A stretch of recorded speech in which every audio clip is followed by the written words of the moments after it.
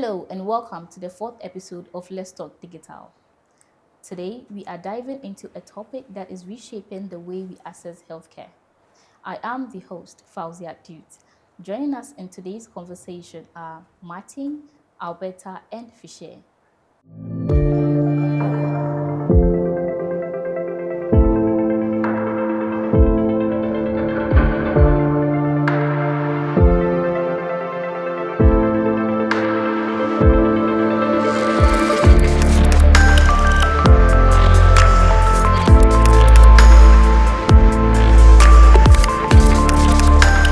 So, before we delve into today's activity, I have a podcast story I would like to read. Issy is a 22-year-old seamstress apprentice in Kasoa. She recently heard about an online platform where you could chat with a nurse about anything periods, pregnancy, STI, and more. Curious but shy, she decided to try it. But when the platform asked her age and location, she paused. Why do they need to know where I live? She thought, is this really private? She closed the app and never returned. Meanwhile, Joel, a student in Kumasi, wanted to book an appointment at a public hospital through a new e-health portal, but he kept getting error messages. After a few tries, he gave up and walked to the hospital in person only to wait only to wait 5 hours in line. These are just two examples of how digital health sounds good in theory, but the reality can be frustrating, confusing, and even scary, especially for young people. From privacy concerns to broken systems, Ghana digital health journey is full of promise, but also full of gaps. And yet, the digital world is giving young people new power, access to health tips on YouTube, mental health, content on TikTok, and platform to speak up about their rights. But the question remains, do we understand our digital health rights well enough to use them and to defend them? Now to my panelist. I would want to find out, what does digital health mean to you as an individual? Okay, so let me start. For me, digital health means that everyone getting access to healthcare, that is health service, and it needs to be private. It needs to be a safe place that people can access health service without any discrimination or any judgment. That's my understanding, or that's what it means to me. Okay. Okay, so I think to me, digital health is basically where digital technologies and healthcare converge. WHO simply describes it as the use of digital technologies to aid healthcare delivery, basically health promotion, right? We have HR management, supply chain, and anything within the healthcare system that is aided by digital technologies. Yeah, so that's digital health.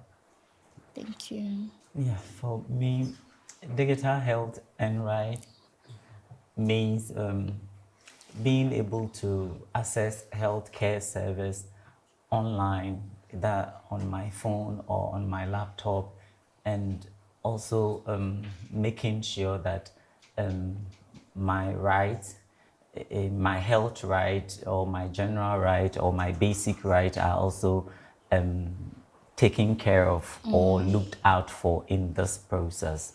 So Thank you for basically the that. inputs. So let me ask, have we ever accessed health digitally before using any app at all? It could be a website or a health app. Fisher. Yes, I have. I have even used AI to Oh, inquire about health situation, and sometimes we Google okay. specifically if we have. Recently, a cousin of mine told me about some infections that she had, and I had to, because I'm not familiar with it, I had to let her tell me about the symptoms, and then I Okay. had to Google it and find out. And so I have actually engaged healthcare digitally, and also using a digital app, that health app that you fill up some information, and Okay. then it tells you, it asks you some questions, and then once you respond to it, you get the needed answers that you need. Yeah. Oh, okay. Any other views? Yeah, I think basically now, being a female, I should put it that way. Now most of us use these menstrual tracking apps. Okay. That's something I've used before. So Okay. basically, and then just googling symptoms about how I feel or something. So yes, I've used it. You've used it. Okay, so I have also used AI before, Okay. because recently I had some issues with my face, and I've always had a very smooth face, and all of a sudden I have this thing. I don't know whether it was an acne or whatever, but later on I used AI to research about the symptoms, and AI did tell me that it was a fungal infection. It was my first time hearing it, and I had to research on product to use and other stuff to use. But before then, I quite remember some time back, there's this app called the Y Plus app, Okay. which is an initiative of UNDPO, where you can access and ask questions about HIV testing, malaria, and with that you are able to get access to doctors and also nurses and also psychologists to have conversation on it, and they are always willing to give, I mean, answers and all that to you for you to help you secure whatever thing you are looking for. So I have experienced that before. Okay. So with all that you have shared, do you think young people should care about digital app at all? I think it's important. It's really important because the most important thing is securing a digital health. One, you need to know whatever information you are giving out there. Okay. Because these days, you give an information to, let's say, you are registering your SIM card. And the next thing you hear a new message from a different portal, wherever it's coming from, and you have no idea how these people got to your information. So sometimes it's really scary. So it's important for us to know whichever information we are giving out and know what they are going to use the information for, so that we feel secure at the end of the day. Okay, so with this in question, right, what do you think young people should know before they sign up? Because as you rightly said, anytime you want to probably install a new app, they ask you for some basic requirements. So your full name, your probably age, your contacts, and personal details. What do you think young people should know before they sign up? It's not just to Martin, but to the panel. Not what should young people get to know before they sign up to any Okay. health app? Okay, so I'll take a shot on this one. First of all, I think accessing digital health is basically a right, because just like everybody has the right to health, Right. where it should be available, it should be accessible, right? Right. It should be available in the best quality that you need. It is the same principle that should also occur when you want to use digital technologies, or use digital technologies to access healthcare. And so the issue of rights then come in, Right. where we definitely need some form of legal or social principles to really govern it, especially so long as we are inputting data, right? That being said, it means there are risks and harms, right, which young people need to be aware of. And these risks and harms comes in three folds. I believe during the discussion we'll mention a lot of the issues that that will pop up, but then there will be the issue of data breaches, where security could be compromised, Right. and then you have your data being shared, or like unauthorized data out there, right? So let me give a typical example. For instance, I've accessed STI services, these are services that, there is a little bit of controversy or stigma around, or we have some form of disabilities that are hidden, right? Imagine today you hear like one prominent member of parliament, you get access to their health records, right? And you find out they actually struggle from dyslexia. That is a whole news altogether. Yeah. But these are hidden disabilities that come with some form of stigma and discrimination or certain things. So you don't want it out there. Yeah. However, due to data breaches, you may have this information Out there in a way that you don't want it. Yeah, and then there may be biases and discrimination. That is one of the issues with it, because digital tools are developed within a certain context, and the more input you give in there, kind of directs it in a way. For instance, those of us who have used, like, let me say, ChatGPT, when you tailor it to a certain form of discussion, you get more information from that. So it could be biased to, let me say, giving predictions about whatever you are struggling from. A simple example is malaria and typhoid. They have very similar symptoms. Okay, so you are just putting in fever, blah, blah, blah, and then gives you malaria. And I believe most people have abused malaria medications because of that. Right? Self-diagnosing, because I just put in there, because of the symptoms, it is giving me malaria. So at the end of the day, I will not even test for typhoid. And I think that is what has brought the advocacy on testing. Because most people just walk into the pharmacy and they feel like, oh, I'm having headache and then I just need the malaria medication and I'm good to go. So there are biases, and then there are discrimination. And then there is the issue of what we call function creep.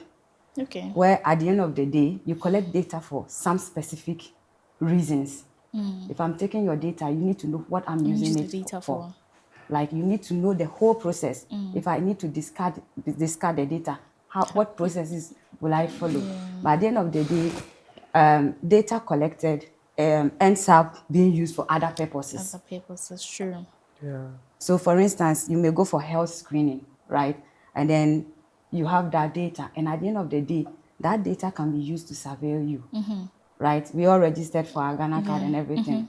We are going for Ghana card. That is what we were told. That information is. But at the end of the day, you get to the bank and they tell you they have all your details, right? So surveillance, it's becoming, and then surveillance gives power to somebody to just control whatever they have. So it is very, very important that young people do know about this race, do know about their rights, and then know how to really navigate themselves within the digital space. Very, very important. Very true. Well said. Do you have any additions? Yeah, I think Madam Alberta has said a lot about the things that young people need to know when they want to use digital health tools. I think in as much as it is very convenient to sit in your house and then just pick up your phone and ask all the necessary questions you want about your health without going to the hospital to go and queue and all the inconveniences, registration and all of that, it is easy. But there are a lot of things that young people need to know. First of all, also the technology know-how.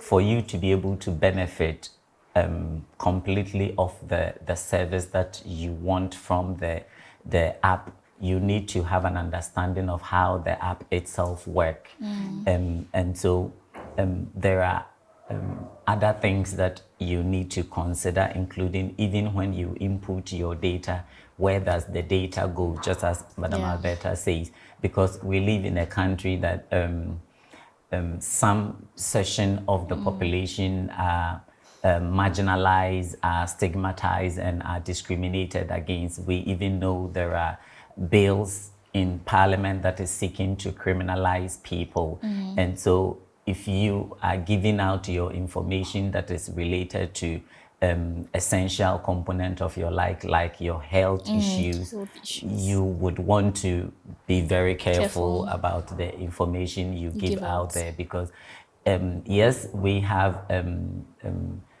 cyber policies in the country, but do we, even the young people, do we even know how these cyber security laws even protect the data and the information that we are giving out to these apps, and also how who manages the app. And so all of these information are very essential that as a young person you need to know before you access this information. But with all of these things, it doesn't also make the digital tools, health tools,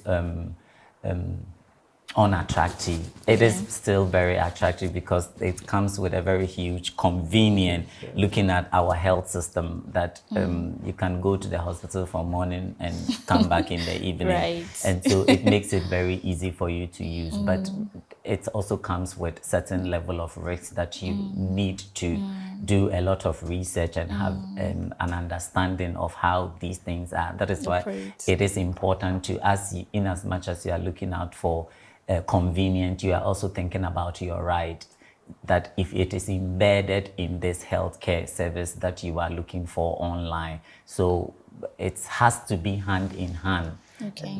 Because if you are going to a physical hospital, you know that you have the doctor and the patient privilege or the right of protecting your information and all of that. And so you will require that the app can also provide this form of privacy and then human right, your human right guarantee in this way. And so you have to look out for all of these things. So let me just take the latter part of what you said concerning privacy, concerning being your data being protected and all that. With that, what do you think that the government or policymakers or even tech companies can do to protect individuals? When I say individuals, young people, when they access these apps, what are some of the policies? What are some of the things that you know as an individual? Because from what you have shared, you have some knowledge, and so what would you recommend? Yeah. So first of all, if it is evidently clear that young people are the end users of technology, I don't think that a lot of, if you do a survey, we haven't done that survey, but if you do a survey and you ask the question, how many older people will use online tools to assess health, and young people, how many young people will use online? So obviously Young you will get the, people. so if young people are the end users of this technology, I think that its development and the conversation around its development, some of the decisions, young people have to be in the room, or young people have to be consulted, or young people have to be on the table in terms of making these decisions. And we know that the development of these tools also, the decisions are being taken by politicians, government officials, and tech companies, where most times you don't find young people in this conversation. And so it will be prudent that government institutions will be able to form a coalition or find a consultation between young adults that are beneficiary. It doesn't mean that when you are bringing these young people onto the table, it means that they are those individuals that are going to use the app, but it is because their decisions and input will reflect the decisions and Of input every of a lot of young young people. people. And so, and also it should come in its diversity. It's not like we pick one young person who lives at Trazako all his life and we put them on the table. Their challenges and their capacities might vary from a lot Right. of young people in a lot of demographics. And so we make sure that a lot of these representations are part of the decision making in, let's say, the development of the app itself. What do we want to see? How should the app be friendly towards the usage? Adults or tech people might have their understanding of how these things work, but because they have the technological know-how, but people that are going to use this app are people, some of them live in at Fanchinico that even their uncle being he dropped his phone and they have had access to it, and they store the app, and they for convenience sake they want to use it. And so even how the app itself function and how easy it can be used should be taken into consideration.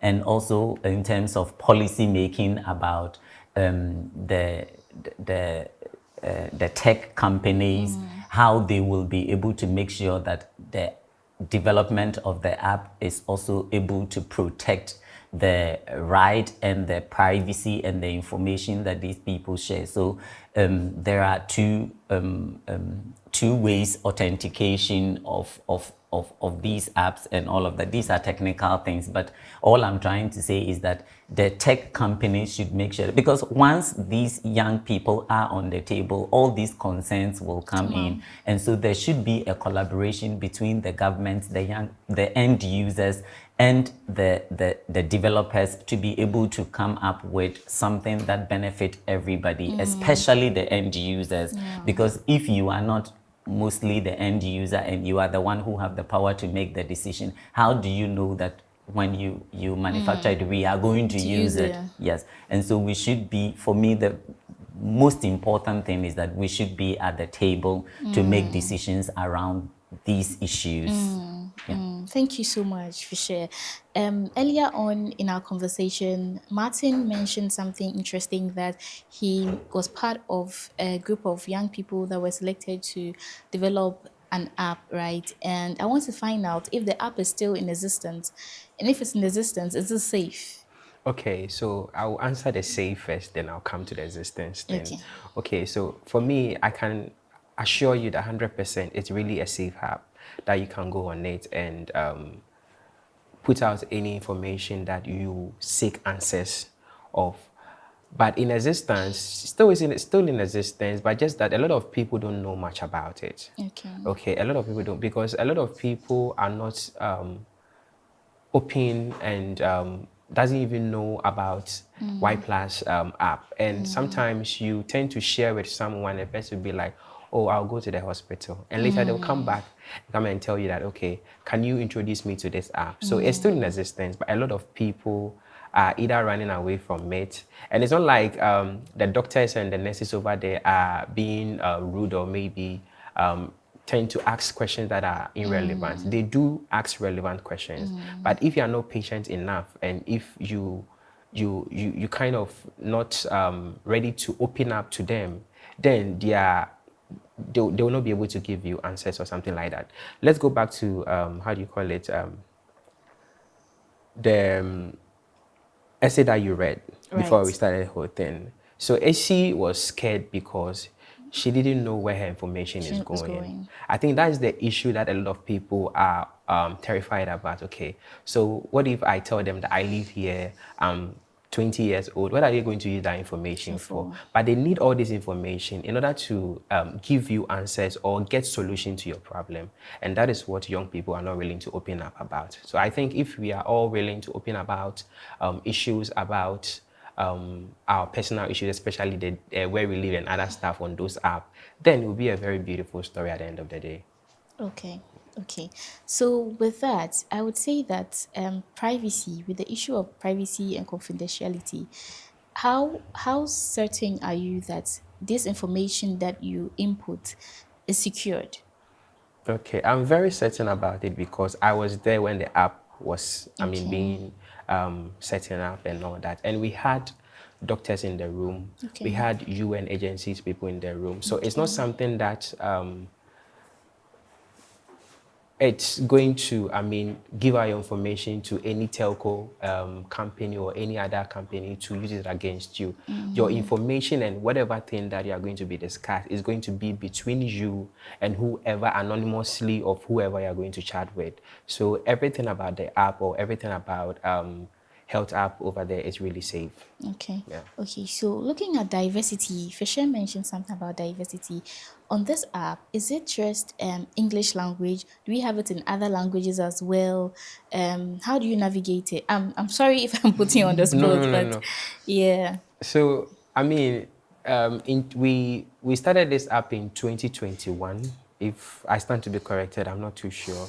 It was in 2021, and just around that time, it was just English. Okay. Okay, we haven't gone back to update anything on it yet. Okay. So I mean, I'll be very happy if they come up with other languages on it, especially the Tree, which is the very big language here in Ghana. And there are some people who can read and write, and I know of people who can speak English but can't write. So if I'm hoping if they can be something like a recording where people would just send a voicemail, and later whoever is going to listen to it will give them feedback with a voicemail. I think that one would be very excellent to work with. Okay. Thank you. So moving on, how do you think we can educate young people in Ghana on their rights?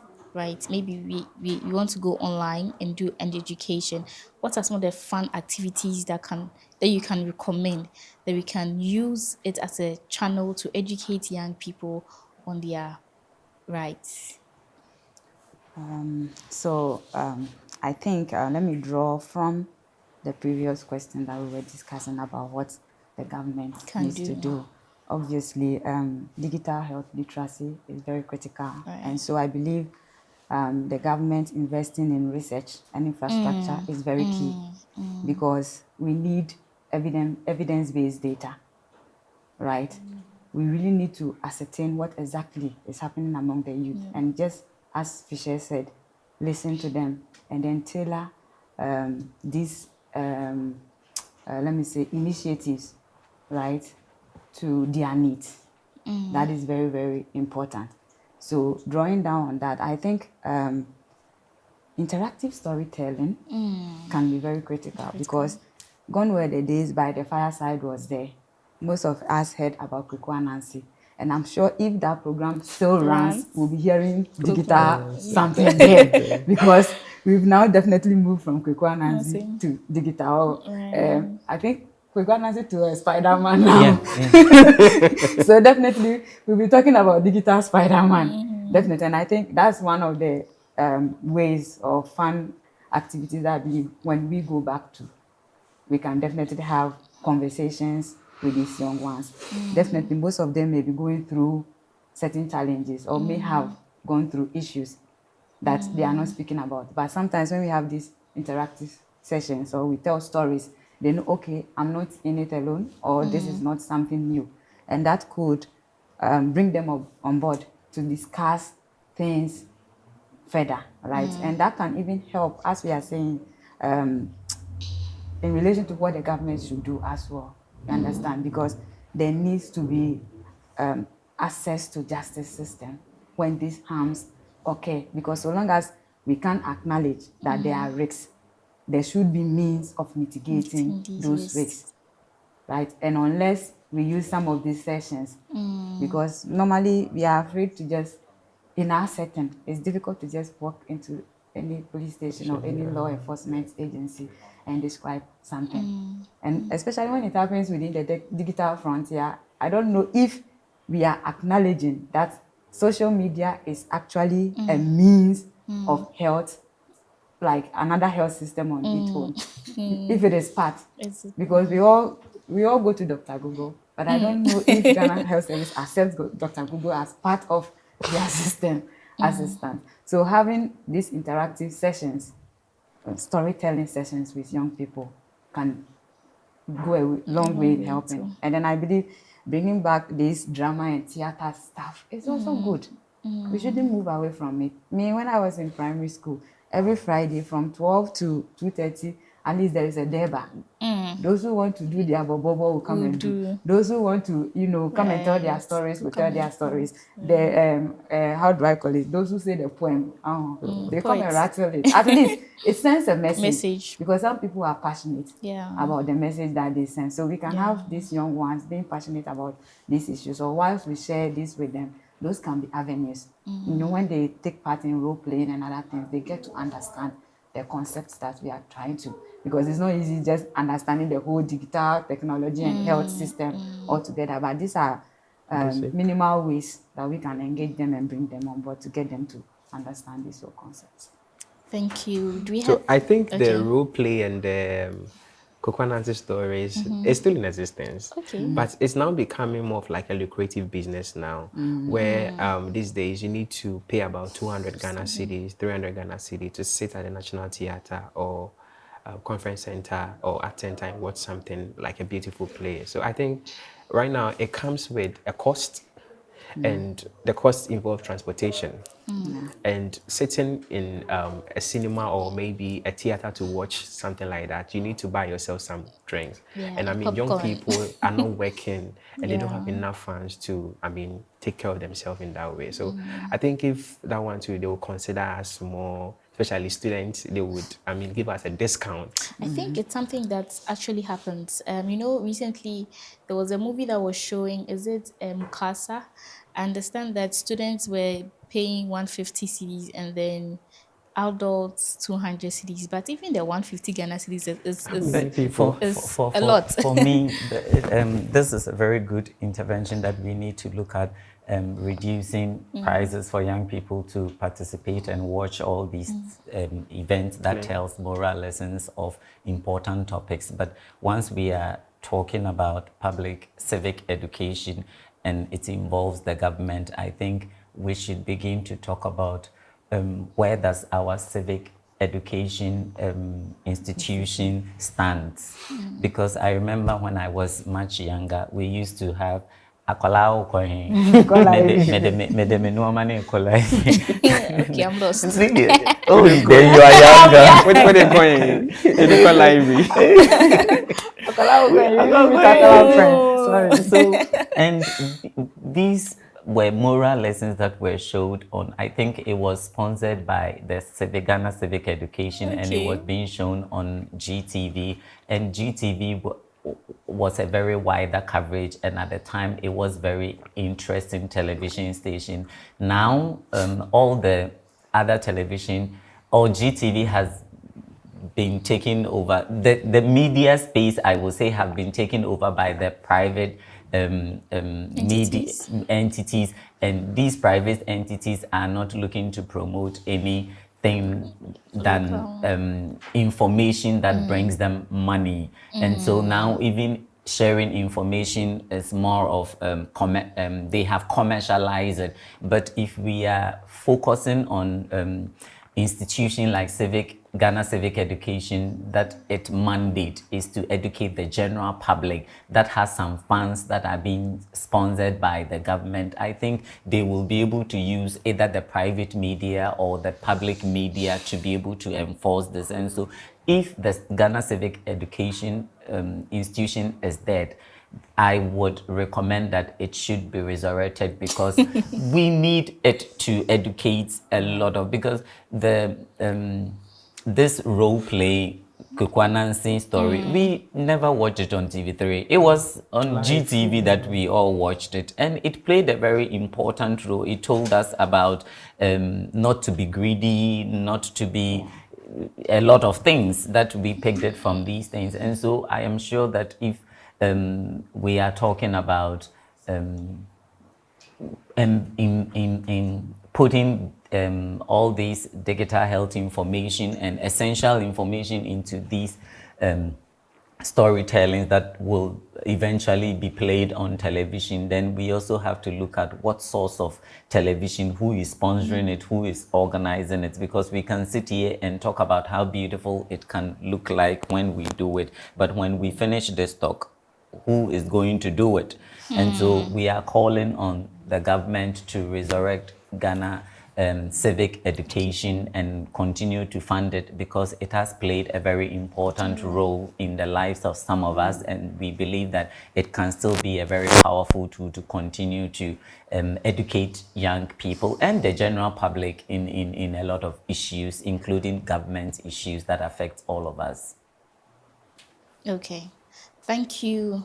My final question to the panelists is, Martin, Fisher, and Ms. Alberta, if you are given the opportunity to be appointed as Minister of Health in Ghana today, what will be the first thing you do for young people? because we have worked on the journey of digital health. We've been empowering young people. So now my question to you is, when you become, or if you are appointed as Minister of Health in Ghana today, what would you do? What one thing would you do in the space of digital health? I will take the lead so that you don't say what I have in mind. Yeah, I think the first thing I would do is I will prioritize digital health because, like I said earlier, we are working towards achieving a better health infrastructure, but we are not yet there yet. We still continue to queue in hospital. Sometimes you have to queue, book an appointment that you will be attended to at 12 o'clock, but you have to go there as early as 5 a.m. If you have to go to work and still be Okay. in the queue for this long, it causes losses to productivity and all of these things. So if I happen to be a health minister, one thing I will prioritize is the digital health, but you can't also prioritize digital health without looking at the right aspect, because people will not effectively benefit if the right aspect is not looked at. And so that will emanate from strong policies and the enforcement of digital protection laws that exist. So Ghana, I always say that we have very beautiful laws in Yeah. the constitution, Very. but because we will not enforce it, we are quick to adapt the laws. Yeah. And so it is not only about the laws, even most of the laws exist, but it is about enforcement and also the accountability measures that is embedded in these laws. That if I'm using the digital app and my right is breached, that I know that my right is breached, how do I report, and how do I get justice, or how do I seek redress in this situation? And so the accountability mechanism should also be in place for these systems, so that in all the discussion we realize that people are very hesitant to use these online apps because they don't know where their information goes. And we live in a country that you will easily be criminalized by a politician who is trying to achieve whatever they want to achieve. They don't care about the fact that you are a human being and you are Ghanaian and your ancestors are Ghanaians. Once your discomfort is aligned with their political goal, they will jump at it. And so a lot of people are scared about using the app, giving their information out. And so it is about securing the cyber laws and making sure that even the existing cyber laws are very much enforced, and that we are able to get some form of accountability once our right is breached. Thank you. Thank you so much, Fisher. I don't know Okay. if our colleagues have anything to share They at have. We don't. Okay. So from where I sit and from my perspective, I think the first thing I'll take a swipe at is to look at the digital health policy,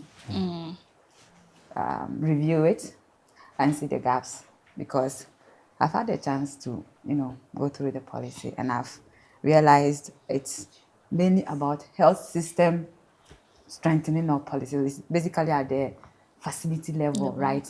The question is, how about the end user?